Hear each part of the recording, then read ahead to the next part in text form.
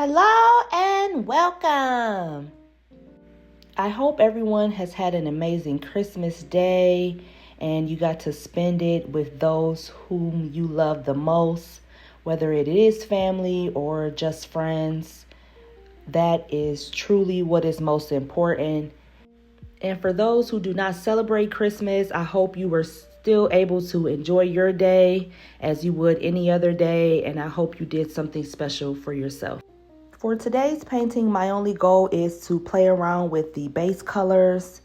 So I will be combining the white and silver to create a marbling effect. And I am going to pour the blues right on top.